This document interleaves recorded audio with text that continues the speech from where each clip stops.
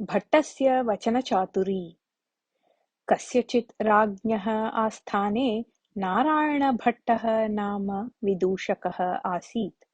सः स्ववाक्कौशलेन सर्वान् तोषयति स्म।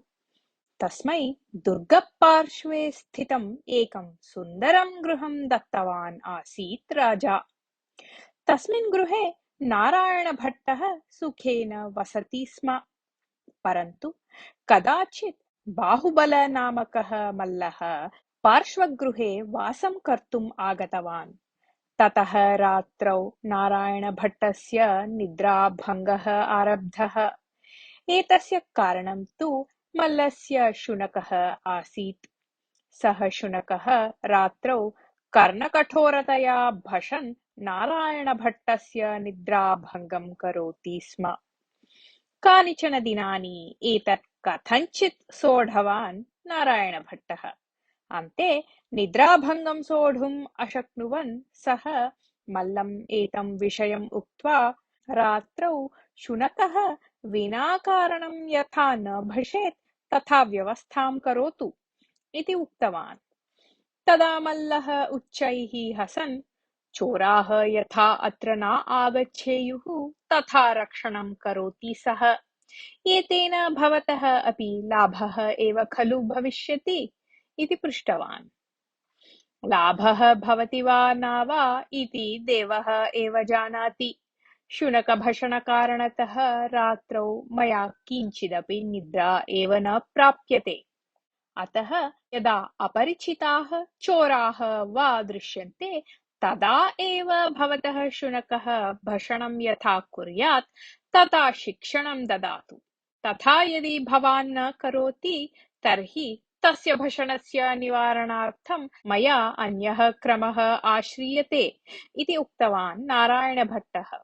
तस्य वचनं श्रुत्वा मल्लः उपहासपूर्वकं हसन्, मया पाल्यमानः साधारणः गृहरक्षकः शुनकः न, सः मृगयार्थम् उपयुज्यमानः विशिष्टजातीयः च।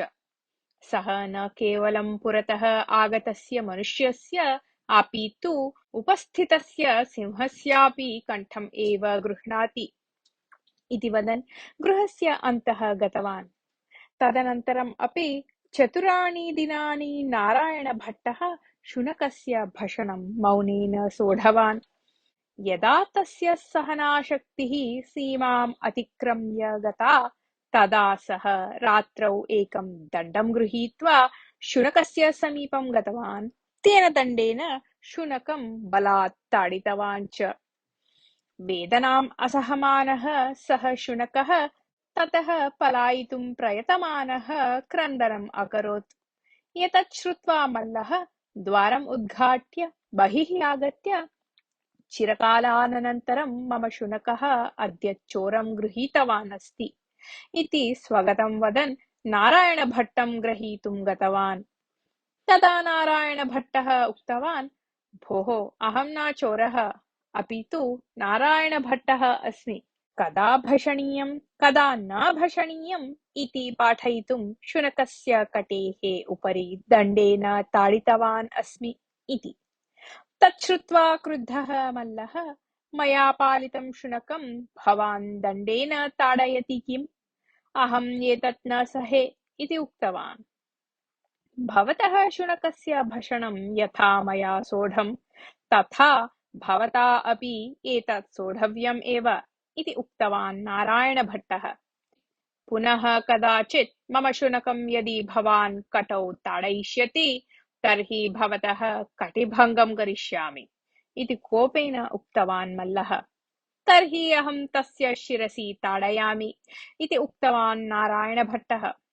तत् वचनं श्रुत्वा महता कोपेन मल्लः, शुनकस्य शिरसि भवान् ताडयति चेत् अहं भवतः शिरसः भङ्गं करिष्यामि, पादस्य उपरि ताडयति चेत् भवतः पादभङ्गं करिष्यामि इति उक्तवान्। एवं शुनकं यस्मिन् अङ्गे अहं ताडयामि तत् मदीयम् अङ्गं भञ्जयति खलु भवान्? एवं तर्हि इतः परं यदि भवतः शुनकः मम निद्राभङ्गं करिष्यति तर्हि अनुक्षणम् आगत्य अहं तस्य पुच्छस्य मर्दनं करिष्यामि। तदा भवान् किं करिष्यति? इति पृष्ट्वा नारायणभट्टः ततः प्रस्थितवान्। मल्लः नारायणभट्टस्य चमत्कारिकवचनस्य अर्थम् अवगत्य मनसि एव हसन्, मम शुनकः इतः परं रात्रौ वृथा भषणं यथा न कुर्यात् तथा शिक्षणं दातव्यम् इति निर्णीतवान्। कथा समाप्ता।